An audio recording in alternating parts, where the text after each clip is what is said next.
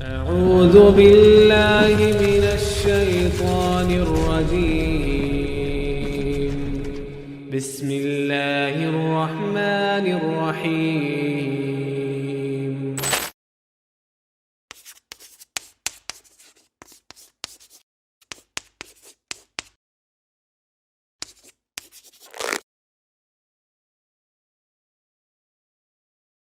Assalamualaikum warahmatullahi wabarakatuh.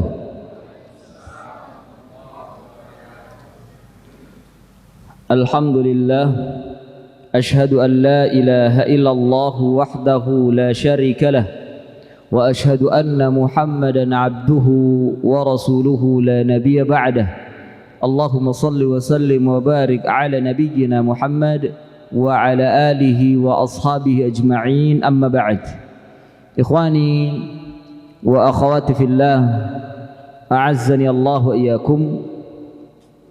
Kembali kita melanjutkan kajian kita dari pembahasan kitab Sahih Fiqh Sunnah karya Syekh Abu Malik Kamal bin Said Salim hafizahullah ta'ala.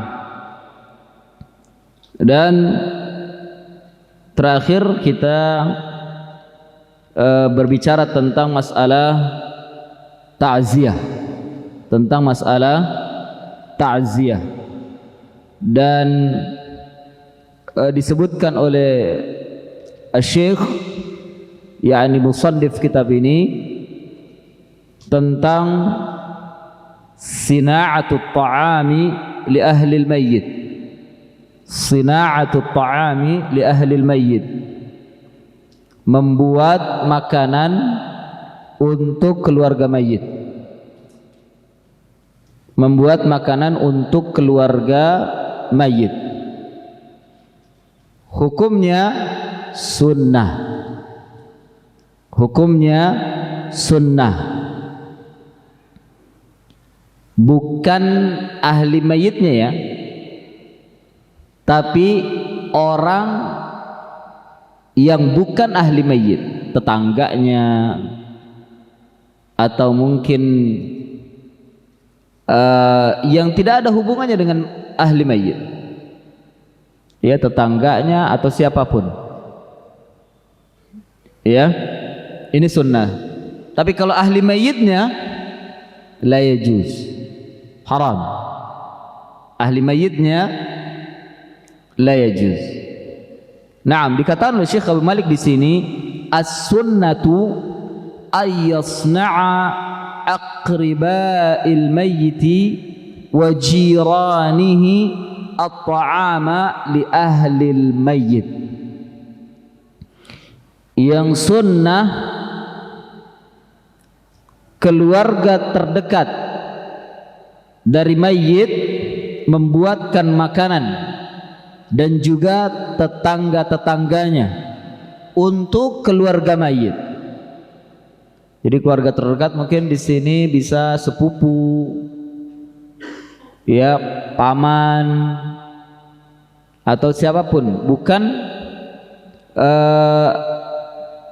keluarga ininya, ibu bapak anak, kan keluarga ibu bapak anak kakek ya. Nah, itu seperti itu keluarga namanya. Keluarga ke atas, keluarga ke bawah. Kadapun kalau yang ke samping seperti keponakan, sepupu atau apa, ini yang kalau bahasa kita yang bukan ahli waris, yang bukan ahli waris, yang tidak mendapatkan waris, itu namanya masih akriba,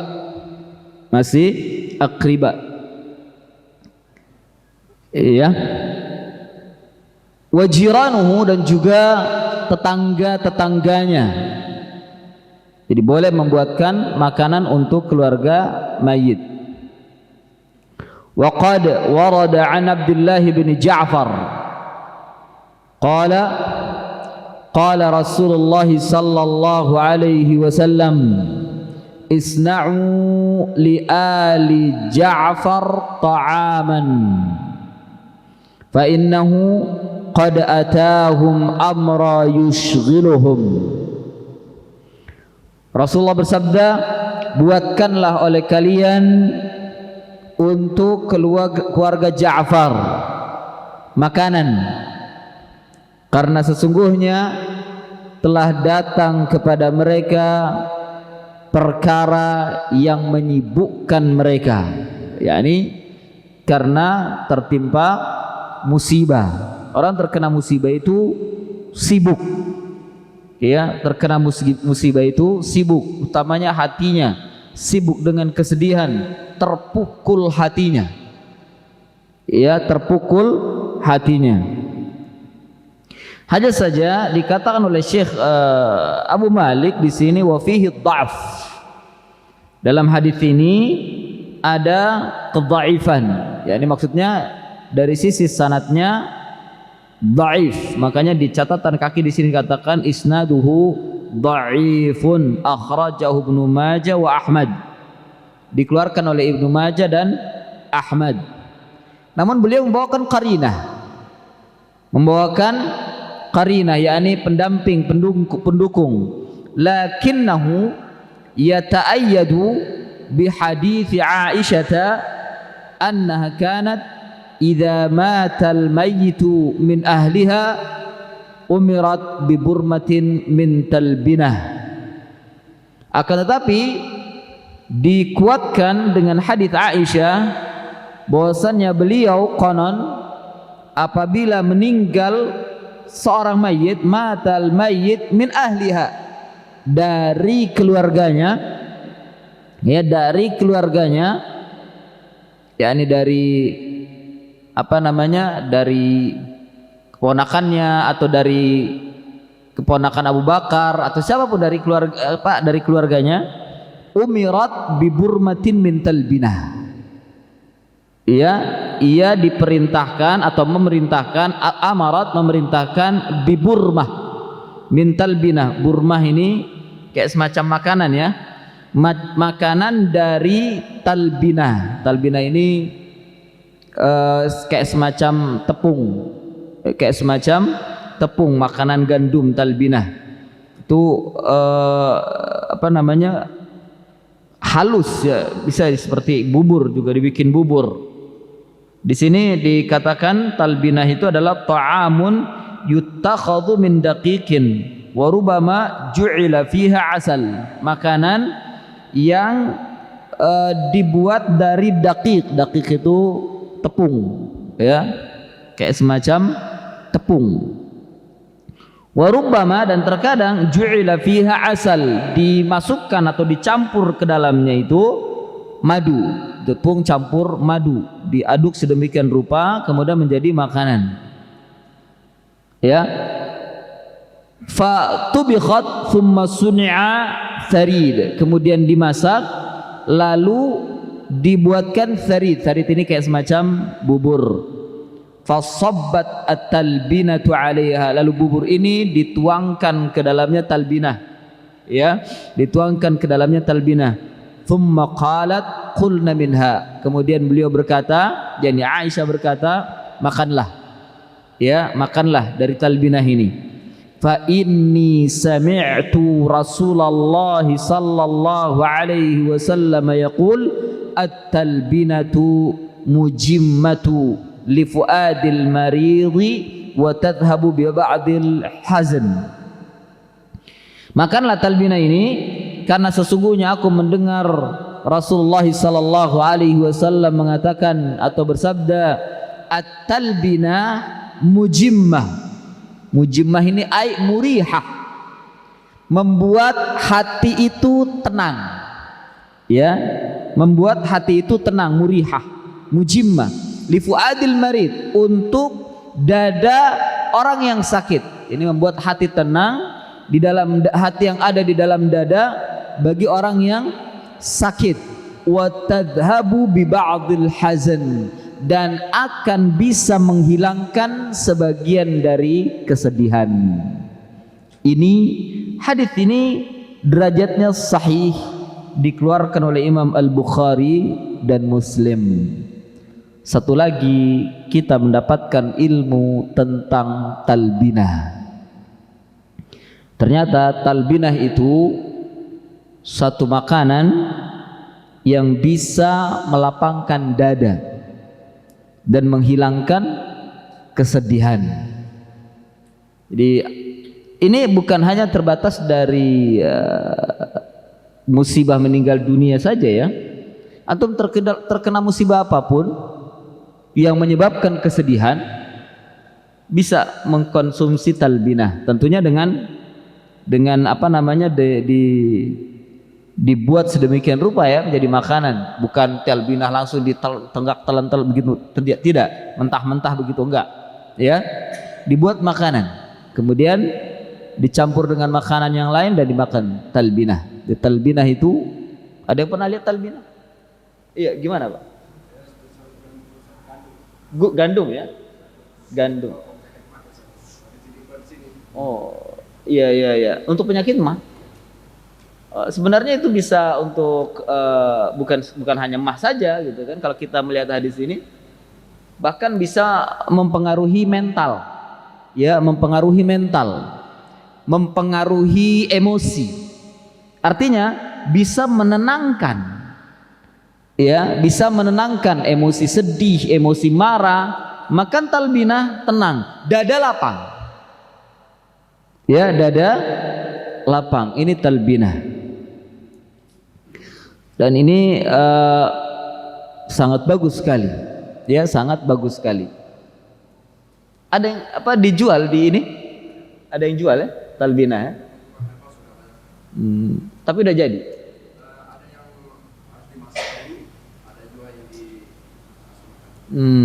Masya Allah, bagus. Jadi kalau antum merasa sempit dadanya atau sedih atau apapun lah, emosi, coba konsumsi talbinah.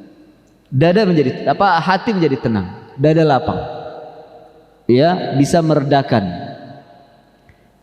Dan memang satu-satunya makanan yang bisa mempengaruhi mental itu talbinah. Yang bisa mempengaruhi hati itu talbinah. Ya, bisa membuat hati menjadi tenang. Ya, bisa membuat hati menjadi tenang. Ketakutan juga, pamantum ketakutan, entah apapun yang membuat takut, ya, makan talbinah. Bisa menjadi tenang. Mukjizat. Ya, mukjizat talbinah. Wallahu a'lam, ada zat apa di dalamnya sehingga bisa mempengaruhi hati, wallahu a'lam. Ini mungkin bisa jadi sebuah lapangan penelitian bagaimana prosesnya, mengapa talbinah bisa mempengaruhi hati yang sedang emosi, baik emosi kesedihan atau emosi marah atau emosi apapun yang tidak karu-karuan, kalau bahasa kita gundah gulana, ya, itu perlu diteliti. Kenapa bisa seperti itu? Kenapa bisa seperti itu? Kenapa Nabi bersabda demikian? Apa istimewa atau keistimewaan talbinah? Ada rahasia apa di balik talbinah? Kenapa tidak makanan yang lain? Kopi mungkin, gitu, minum kopi jadi tenang? Nggak ada, kopi tetap aja kopi. Ya. Katanya dibilang, bisa menghilangkan ngantuk. Ya ngantuk aja, nggak ngaruh kadang kalau cerita dengan kopi itu. Atau mungkin yang lain ya, susu. Tapi tidak, ini talbinah. Yang kondisi juga sama seperti tepung yang lainnya, hanya saja mungkin dari gandum atau mungkin ada ya keistimewaan yang lain, ada zat-zat yang lain. Ini bisa jadi penelitian ya, luar biasa. Ini ilmu buat kita. Ternyata talbinah itu bisa merubah emosi apa yang ada di dalam hati. Iya. Ini untuk orang sakit dan orang yang bersedih. Orang yang sakit mungkin disebabkan karena ketakutan, ya, ketakutan atau mungkin merasa apa yang ada pada diri, kurang tawakalnya hilang atau tawakalnya kurang. Maka talbinah menjadi tenang. Naam. Kemudian tanbih, Syekh memberikan tanbih di sini. Wa amma ma'tadahu an-nasu min aqsin Min aksi hadhihi sunnah wa sina'atu ahli al-mayyit at-ta'ama lil mu'azzini famakruhun li'annahu khilafus sunnah.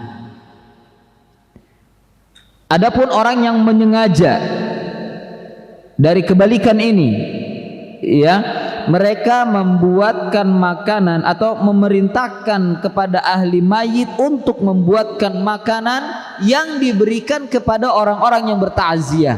Fahada, kalau Syekh mengatakan fahada makruh. Kalau tidak mengatakan kalau tidak mengatakan ini adalah haram. Nanti akan ada pembahasannya, ya. Membuatkan makanan, jadi merepotkan keluarga mayit, disuruh buat makanan atau disuruh mengadakan makanan-makanan apapun atau minuman, lalu dihidangkan kepada para pentakziah, para tamu yang sedang bertakziah ke rumahnya. Hadza makruh awil haram. Tidak diperbolehkan ahli mayit membuat makanan kemudian dihidangkan kepada tamu, ya, orang-orang yang bertakziah. Yang adalah sebaiknya orang lain atau mungkin keluarganya yang terdekat dari pamannya atau siapapun membuatkan makanan untuk ahli mayit, biarkan dia makan. Dan orang yang sedang bertakziah itu jangan ikut-ikut ganggu, ikut-ikut makan, jangan, ya. Biarkan keluarga itu diberikan makanan, biarkan mereka makan, terutama buatkan makanan yang bisa menghilangkan kesedihan dari talbinah tadi, ya, dari talbinah tadi. Jadi bukan untuk tamu pentakziah, tapi dibuatkan makanan untuk ahli mayit, ya. Kemudian ada soal, ya Ustadz, ada tetangga dia membuatkan untuk ahli mayit juga membuatkan untuk pentakziah, boleh tidak? Boleh kalau tetangganya, ya, dan tidak ada hubungan dengan keluarga. Tetangganya nih yang persis sebelah rumah, dia buat makanan, dia masak, entah makan ayam masak ayam goreng kah atau apapun lah dia masak, kemudian disediakan untuk ahli mayit dan juga untuk muazzi, yakni orang-orang yang bertakziah, ya, untuk orang-orang yang bertakziah. Hadza jaiz, maka ini diperbolehkan. Tapi kalau seandainya ahli mayitnya ia membuatkan makanan untuk pentakziah, fahadha haram. Alal aqal fa innahu makruhun. Paling sedikitnya itu adalah makruh. Jadi ahli mayit ketika tertimpa musibah, jangan, sudah nggak usah ngapa-ngapain, nggak usah deketin kompor, masak nggak usah. Apalagi beliin minuman, jangan, nggak usah. Ya, Ustadz, dia yang meninggal orang kaya, terlepas kaya atau miskin, tetap dia tidak boleh. Karena ini hukum Islam. Hukum Islam bukan berkaitan dengan dia punya harta atau tidak, bukan. Hukum Islam. Hukum Islam menyatakan ahli mayit tidak boleh membuat makanan apapun atau mengeluarkan minuman apapun yang disediakan kepada pentakziah, tidak boleh. Ini bukannya bakhil, karena sebagian mereka para pentakziah yang jahil, yang bodoh, ketika dia tidak minum minta kepada ahli mayit kemudian tidak dihidangkan, dikatakan wah ahli mayitnya pelit katanya. Loh, bukan itu. Hukum Islam melarang ahli mayit mengeluarkan apapun untuk dihidangkan kepada pentakziah, ya. Tapi kalau orang lain, tetangganya atau mungkin teman-teman dekatnya, dia membawakan makanan, membuatkan makanan atau membawakan minuman, fahadha jaiz, untuk membantu ahli mayit, hadha jaiz. Naam. Ikhwani wa akhwati fillah, a'azzani Allah wa iyyakum. Kemudian selanjutnya, ma yantafi'u bihil mayyitu ba'da mautih. Ma yantafi'u bihil mayyit ba'da mautih. Apa yang bermanfaat bagi mayit setelah kematiannya. Yang pertama yang bermanfaat bagi mayit setelah kematiannya adalah du'aul muslimina lahu. Du'aul muslimina lahu. Doa orang-orang Islam, doa kaum muslimin untuknya, yakni untuk si mayit, untuk si mayit. Ya. Berdasarkan firman Allah Ta'ala, walladzina ja'u min ba'dihim yaquluna rabbana ighfir lana wa li ikhwanina alladhina sabaquna bil iman wa la taj'al fi qulubina ghillan lil ladzina amanu rabbana innaka raufur rahim. Ini dalam surat Al-Hasyr, ya. Kemudian juga sabda Nabi sallallahu alaihi wasallam, da'watul mar'il muslimi li akhihi bi dhahril ghaibi mustajabatun. Allah Subhanahu wa taala berfirman, dan orang-orang yang datang sesudah mereka, yakni Muhajirin dan Ansor, mereka berdoa, ya Rabb kami, beri ampunlah kami dan saudara kami yang telah beriman lebih dahulu dari kami, dan janganlah Engkau membiarkan kedengkian dalam hati kami terhadap orang-orang yang beriman. Ya Rabb kami, sesungguhnya Engkau Maha Penyantun lagi Maha Penyayang. Dan sabda Nabi sallallahu alaihi wasallam, doa seorang muslim kepada saudaranya yang jauh darinya adalah mustajab. Naam. Ayat ini ya ikhwah, surat Al-Hasyr ayat 10. Selain ini, doa yang kita panjatkan kepada saudara-saudara kita yang sudah mendahului kita, ya, dan tidak harus di atas kuburannya, doa ini juga penghilang kedengkian, ya, penghilang kedengkian apa yang ada dalam hati kita kepada saudara kita. Dan terkadang kita dengki dengan saudara kita saat ia mendapatkan nikmat, apapun nikmat itu. Dengki, iri, ya, iri. Bahkan kita mungkin untuk mengungkapkannya ada rasa takut atau ada rasa berdosa sehingga tidak berani untuk mengungkapkannya. Tapi ada terbetik dalam hati, ya, karena mungkin datang dari syaitan, terbetik dalam hati kedengkian, iri dengan saudara kita, dan kita mengatakan, kenapa dia sih, kenapa harus dia sih yang dapat, loh, itu dengki ya ikhwah, ya, dengki. Dan sudah kita bahas, dengki itu ada dua, dengki yang iri, ya, iri atau dengki, ya, yang diperbolehkan dan iri yang dilarang. Nah, terkadang ini tertimpa pada seorang muslim, tidak bisa dibedakan mana yang dia terjebak ke dalam iri yang dilarang ataukah terjebak ke dalam iri yang diperbolehkan. Iri yang diperbolehkan dinamakan apa? Ghibtah. Ya, iri yang diperbolehkan itu namanya ghibtah. Ya, ini iri kepada saudara kita, namun kita tidak menginginkan nikmat tersebut hilang pada saudara kita, dan kita mendoakan keberkahan kepadanya. Ya Allah, berikan dia barokah. Allahumma barik lahum. Ya, Allahumma barik lahum. Ya Allah, berikan barokah kepada mereka. Tapi kalau dengki yang dilarang itu adalah ada terbetik dalam hati untuk mengancam atau untuk mendoakan atau apa? Ada perkataan, kenapa harus dia, kenapa tidak saya, dan mendoakan dia agar hilang nikmat tersebut, atau ada angan-angan di dalam hati agar hilang nikmat tersebut pada saudara kita. Ini dengki yang dilarang. Ini dengki yang dilarang. Ya, dengki atau iri yang dilarang. Terkadang muncul dalam hati kita. Ya ikhwah, bukan hanya tulab yang terjadi. Ini juga terjadi pada ahli ilmu, masyayikh, asatidzah. Mereka dengki dengan sesama profesinya, iri dengan sesama profesi. Ada iri dan dengki sehingga dia mengeluarkan kata-kata atau mungkin terbetik dalam hati kata-kata yang ingin menghancurkan atau bahkan ingin menghilangkan nikmat itu dari dirinya. Ada yang seperti itu. Iya, ada yang seperti itu. Nah, supaya hilang dengkian itu, Allah mengajarkan membaca doa ini. Ya, membaca doa ini, Rabbana ighfir lana wa li ikhwanina alladzina sabaquna bil iman. Ya Allah, ampunkan untuk kami dan untuk saudara-saudara kami yang mereka telah mendahului keimanan. Ini lafaz alladzina sabaquna bil iman fihi tafsir. Di dalamnya ada tafsir.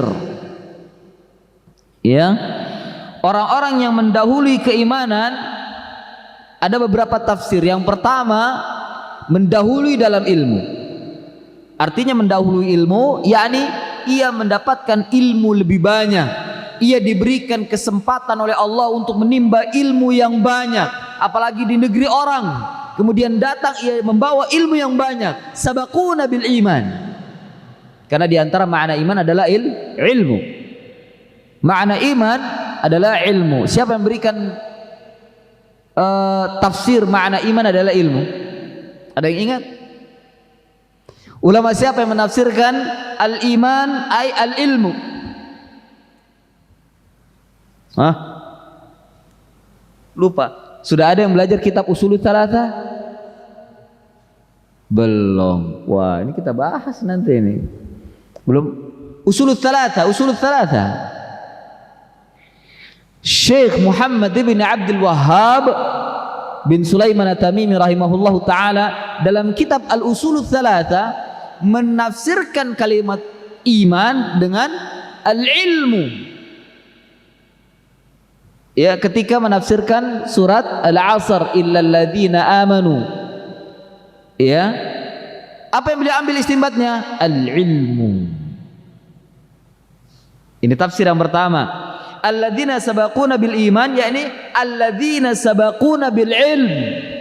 Orang-orang yang telah mendahului ilmu. Ikan banyak di antara kita. Dulu satu pondok, sama-sama belajar, sama-sama di kelas, Masya Allah. Tapi Allah Subhanahu wa ta'ala membuka pintu rizki baginya. Dia diberikan kesempatan untuk keluar belajar ke negeri Rasulullah, di Madinah atau di Makkah, ya, atau di negeri yang lain yang di sana negeri Islam. Kemudian datang kembali membawa ilmu yang banyak dan memberikan faidah kepada kaum muslimin. Kita masih di situ-situ aja. Ya. Biasanya yang mungkin dia merasa selevel gitu, dia ada rasa iri dan dengki.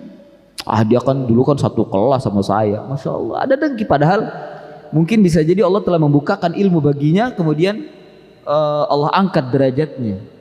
Untuk menghilangkan kedengkian itu, baca doa ini, Allahumma ighfir lana wa li ikhwanina alladzina sabaquna bil iman. Ya Allah, ampunkan kami dan saudara-saudara kami, orang-orang yang telah mendahului kami dengan iman, yakni dengan ilmu. Ini makna yang pertama. Ya. Makna yang kedua adalah mereka telah mendahului kita untuk bertemu dengan Allah Subhanahu wa ta'ala. Artinya sudah meninggal dunia dengan membawa amal saleh, membawa amal kebaikan yang kita tidak melihat darinya kecuali kebaikan.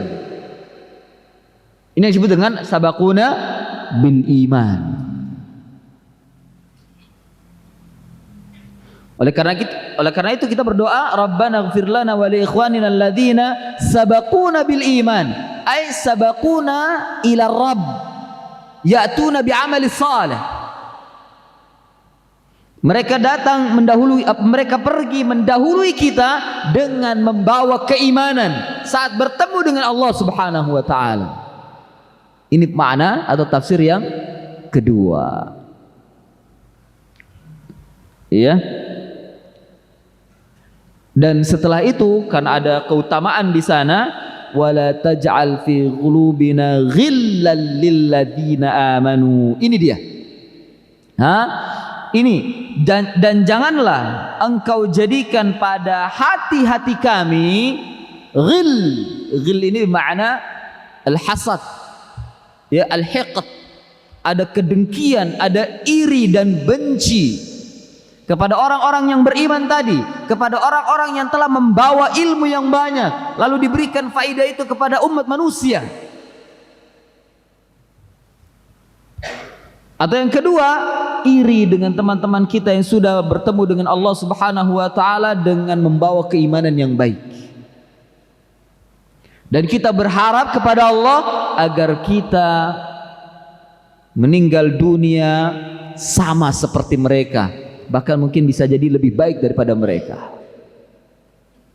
Ya, ghil.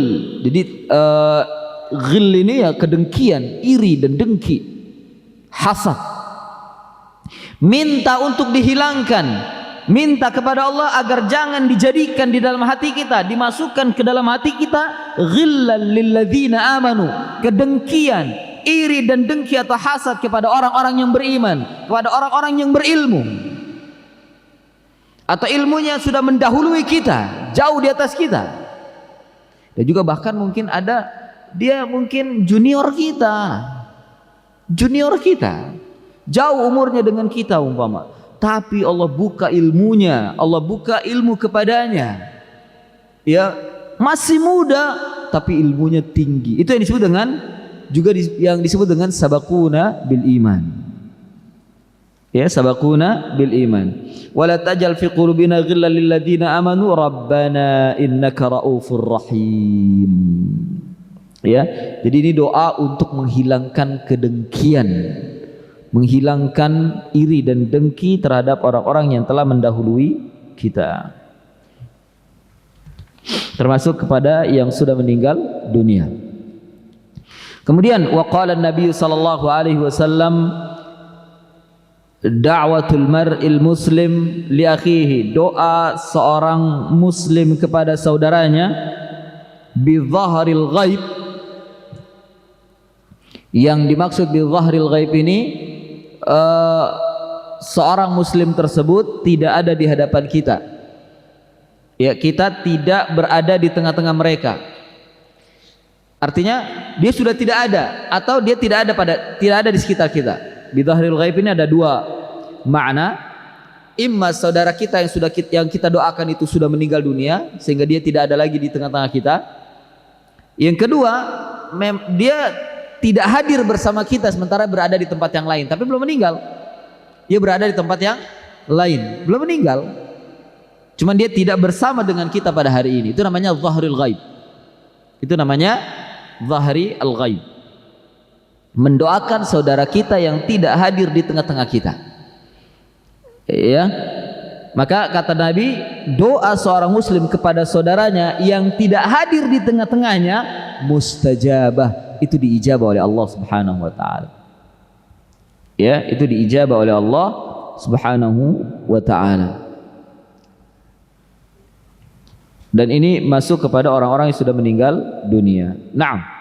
Jadi yang pertama yang bermanfaat bagi mayit adalah doa. Jadi bukan memperbagus kuburannya, bukan. Ya, atau ya melakukan segala sesuatu untuk dia yang tidak dicontohkan oleh Nabi sallallahu alaihi wasallam. Yang kedua yang bermanfaat bagi mayit adalah qada'ud daini anhu min ayyi syakhsin, menunaikan hutangnya dari siapa saja, ya, dari siapa saja, menunaikan hutang. Nah, tentang menunaikan hutang dahulu sudah kita bahas, ya, tentang menunaikan hutang. Yang paling berhak untuk menunaikan hutang adalah ahli waris. Ahli warisnya yang paling berhak, bukan paling berhak, tapi yang paling bertanggung jawab. Yang paling bertanggung jawab untuk menunaikan hutang adalah ahli waris. Entah istrinya atau suaminya atau anaknya atau bapaknya atau ibunya, ini yang paling berhak untuk menunaikan hutang. Yang bukan ahli waris tapi dia masih keluarga, bukan ahli waris, itu tidak dikenakan tanggung jawab. Jadi kalau antum ingin menagih hutang sama teman kita yang sudah meninggal dunia, jangan lagi kepada keponakannya atau kepada sepupunya, jangan, karena dia tidak bertanggung jawab terhadap hutangnya, karena dia bukan ahli waris. Yang bertanggung jawab adalah ahli warisnya, entah anaknya atau istrinya atau suaminya, bapaknya, ibunya gitu. Kalau tidak ada anaknya dan dia punya cucu, ya cucunya itu punya tanggung jawab, kecuali dia tidak punya siapa-siapa, sendirian, jomblo, tapi punya saudara, ya, tapi punya saudara kandung atau saudara satu bapak, saudara satu ibu. Nah, saudaranya ini yang dikatakan ahli waris, maka dia yang bertanggung jawab terhadap hutang-hutang antum berhutang dengan mayit tadi, ya, apa mayit berhutang dengan antum tadi, ya. Jadi ahli waris yang bertanggung jawab, ini yang utama. Kemudian yang kedua, kalau seandainya ada orang lain dengan seizin ahli waris bersedia untuk menyelesaikan hutang-hutangnya, maka diperbolehkan, ya, maka diperbolehkan, sebagaimana apa yang pernah dilakukan oleh para sahabat yang menyelesaikan hutang-hutang saudaranya sama muslim, ya. Ini pun juga dengan izin ahli waris, ketika ahli warisnya sudah tidak memiliki harta benda lagi, atau sang mayit sudah tidak memiliki harta benda dan ahli waris pun tidak sanggup untuk membayarkannya, baru ada orang yang ingin membantu, maka dipersilahkan. Ada orang yang ingin membantu, maka dipersilahkan. Ini sudah kita bahas, ya. Lima taqaddama min qada'i Abi Qatadah lidaini rajul alladhi mata, sebagaimana yang telah lalu dari Abu Qatadah yang ingin menunaikan hutang orang yang telah meninggal dunia. Kemudian yang ketiga, apa yang bermanfaat bagi mayit dari kaum muslimin adalah qada'u walihi shaum anhu. Walinya di sini adalah ahli warisnya, menunaikan puasanya yang belum selesai, ya, puasa Ramadan yang belum selesai, maka walinya wajib membayarkannya, atau ahli warisnya wajib menunaikan hutang puasanya. Begini, tentang menunaikan hutang. Kalau orang yang meninggal ini adalah sepuh, orang tua yang memang sudah uzur untuk berpuasa, dan sebelum masuk Ramadan pun dia mengatakan bahwa saya tidak sanggup untuk berpuasa, mungkin saya akan bayar fidyah saja. Karena memang orang yang sudah sepuh boleh bayar fidyah, ya, boleh bayar fidyah.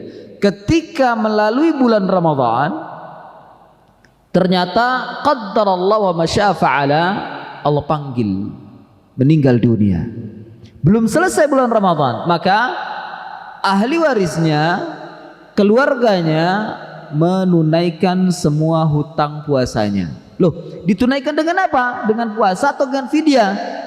Sesuai dengan ketentuan awal, dengan fidyah. Selesaikan fidyahnya sampai 30 atau 29 hari, sesuai dengan berapa lama Ramadan yang dia tinggalkan yang tidak berpuasa. Ini pertama. Kalau memang sudah tidak bisa lagi dan sudah uzur untuk puasa, maka boleh dia membayar fidyah. Dan bila tidak sempurna fidyahnya, maka keluarganya harus menyempurnakan fidyahnya, membayarkan fidyahnya. Tapi kalau seandainya ia sanggup dari awal, artinya mungkin bukan orang sepuh, dia orang biasa, umurnya mungkin masih 40 atau 50, dan dia masih sanggup untuk berpuasa dan tidak sakit juga, ataupun kalaupun sakit ya tidak terlalu parah yang masih bisa untuk berpuasa, dan sakitnya bukan uzur untuk tidak berpuasa, ya. Qaddarallah di pertengahan Ramadan meninggal dunia, berarti dia masih hutang, masih ada hutang berapa hari. Maka ini yang dibayar oleh ahli warisnya. Dengan apa? Bukan dengan fidyah, tapi dengan puasa. Tapi dengan puasa. Kan ada kan sebagian kita masih sehat, awal Ramadan Masya Allah dia ikut puasa. Qadarullah di pertengahan Ramadan Allah panggil meninggal dunia. Bahkan mungkin ada yang tanpa sebab, entah mungkin karena angin duduk, angin berdiri, angin berjalan, nggak tahu, meninggal. Qadarullah masya'a fa'ala. Ya, atau mungkin Allah Subhanahu wa taala memanggilnya dengan cara sadamah, kecelakaan, meninggal. Dia masih ada hutang puasa. Maka ahli warisnya yang menunaikan hutang puasanya. Fadhal, Pak.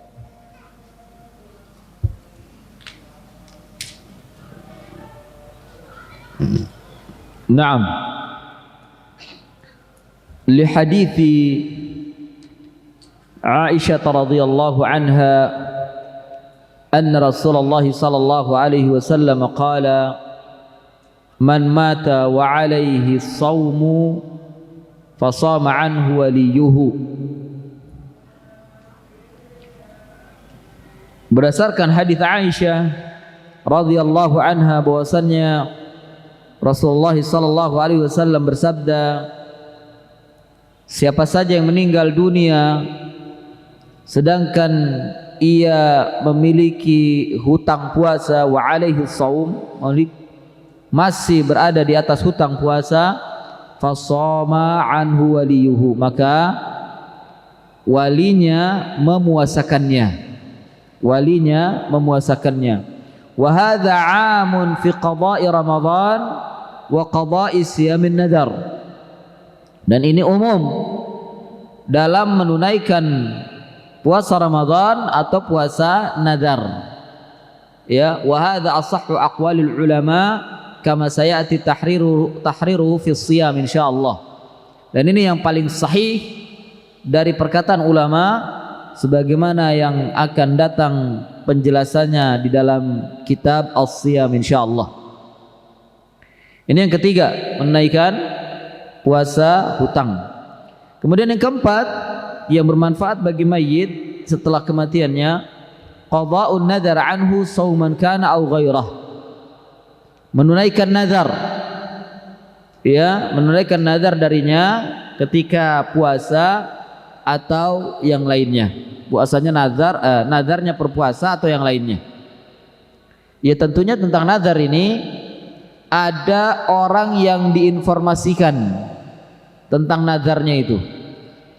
Tapi kalau nazar yang dipendam di dalam hati dan dia hanya berkata pada diri sendiri saja, tidak ada yang dengar, kemudian meninggal dunia, tidak ada yang mengetahui kabarnya, maka tidak ada kewajiban bagi ahlinya atau keluarganya untuk menunaikan nazarnya, karena nazarnya tidak diungkapkan dan tidak ada yang tahu dia bernazar. Maka tidak ada kewajiban walinya untuk menunaikan nazarnya, kecuali kalau dia mengungkapkan, sang mayit itu mengungkapkan nazarnya entah kepada anaknya atau kepada istrinya atau kepada orang yang terdekat dengannya. Kemudian dia berkata dengan lafaznya, saya bernazar kalau ini begini begini begini saya akan begini dan begitu. Diucapkan meskipun sekali dan didengar orang yang terdekatnya atau di sekitarnya, entah seorang atau dua orang terdengar ya nazarnya itu, maka yang mendengarnya ini segera mengabarkan bahwanya dia sudah bernazar. Kalau dia ahlinya maka dia menunaikan nazarnya. Kalau dia bukan ahlinya, yang mendengar bukan ahlinya, bukan keluarganya, bukan siapa-siapa dia wajib memberitahu kepada ahlinya bahwasannya si fulan ini pernah bernazar dan saya mendengarnya. Ya, pernah bernazar dan saya mendengarnya. Kasih tahu supaya selesai, karena nazar itu hutang. Nazar itu hutang, ya, yang akan ditagih oleh Allah Subhanahu wa taala nanti pada hari kiamat. Sudah pernah saya bahas bahwa tidaklah keluar nazar kecuali dari lisan atau dari mulut orang yang bakhil. Ya, sebaiknya jangan pernah bernazar, karena tidaklah keluar nazar itu kecuali dari mulut orang yang bakhil. Kenapa bakhil? Ya kalau dia ingin beribadah tapi ada yang harus dia dapatkan gitu. Seperti contoh,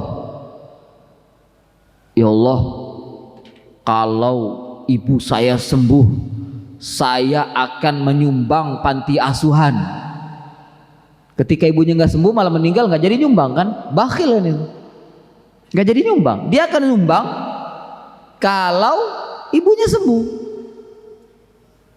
Jadi ini ungkapan orang yang bakhil, ingin menyumbang aja nunggu ibunya sembuh. Gitu. Ya.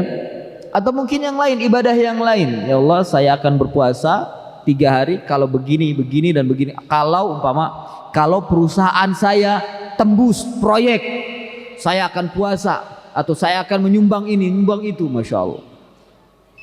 Ini ada imbalan, ya, meskipun mungkin nazar itu tidak masalah, tapi sebaiknya jangan nazar.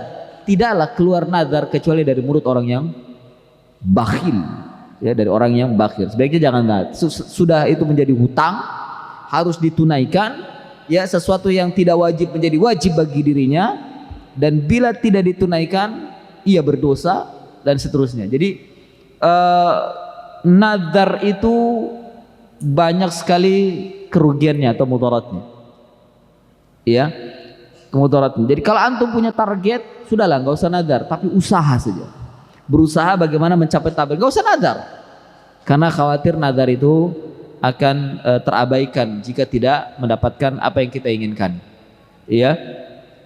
Belum lagi ketika sebelum nadarnya tertunaikan meninggal dunia, terkadang merepotkan bagi orang yang mendengar nazarnya, ya, yang harus ditunaikan. Jadi wajib menunaikan nazar, baik saum atau baik puasa atau yang lainnya, bagi orang yang sudah meninggal.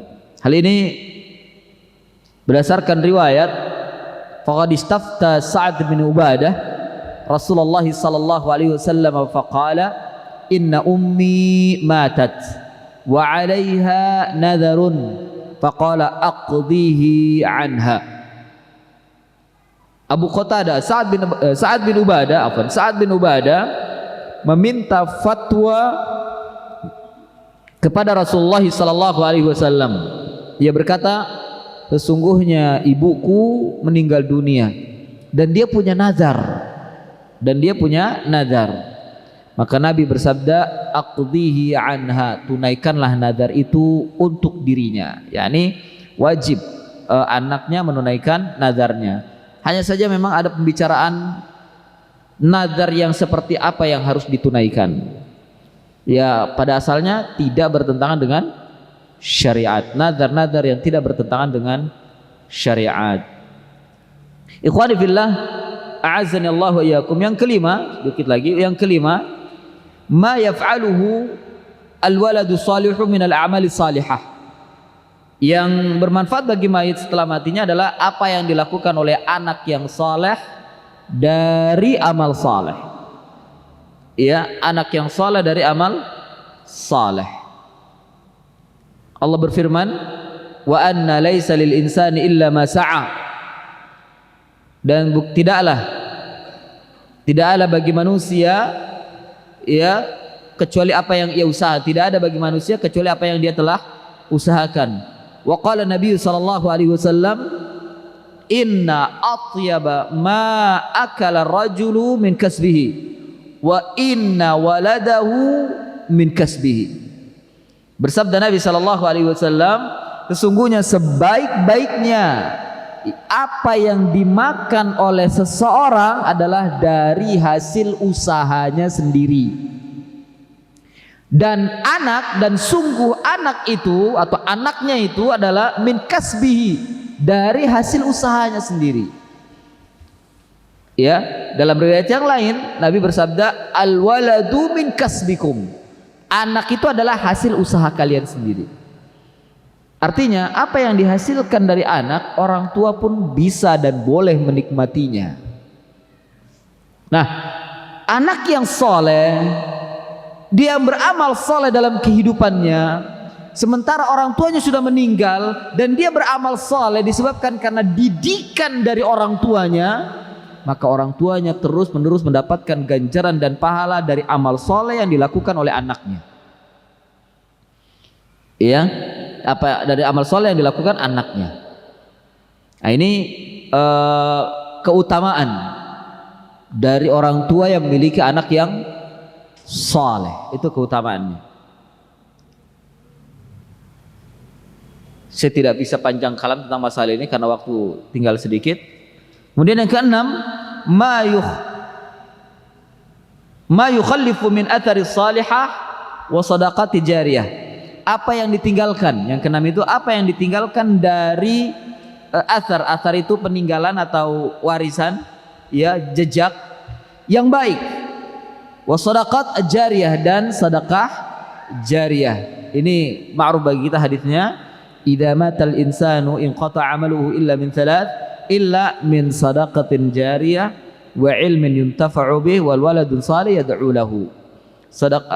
Tidaklah meninggal seorang manusia kecuali telah putus amalnya, kecuali 3. Ya, sedekah jariyah, ilmu yang bermanfaat, dan anak yang saleh yang mendoakannya. Sejatinya kita hidup, ya ikhwah, hanya mempersiapkan ini agar kita punya bekal, ya, selain amal soleh, selain ibadah, selain keimanan, selain tauhid yang kita tinggalkan, hendaknya kita persiapkan ini. Sedekah jariyah, kita diberikan kesempatan oleh Allah Subhanahu wa taala untuk mencari nafkah, jadikan itu sebagai sedekah jariyah buat kita. Yang kedua, kita belajar ilmu. Lakukan sesuatu agar kita bisa meninggalkan ilmu di dunia, dengan cara mengajarkan kepada anak, mengajarkan kepada saudara, mendakwahkan kepada tetangga. Ketika ilmu itu sampai kepada mereka dan mereka amalkan, itu yang kita tinggalkan, dan itu akan terus mengalir saat kita meninggal dunia.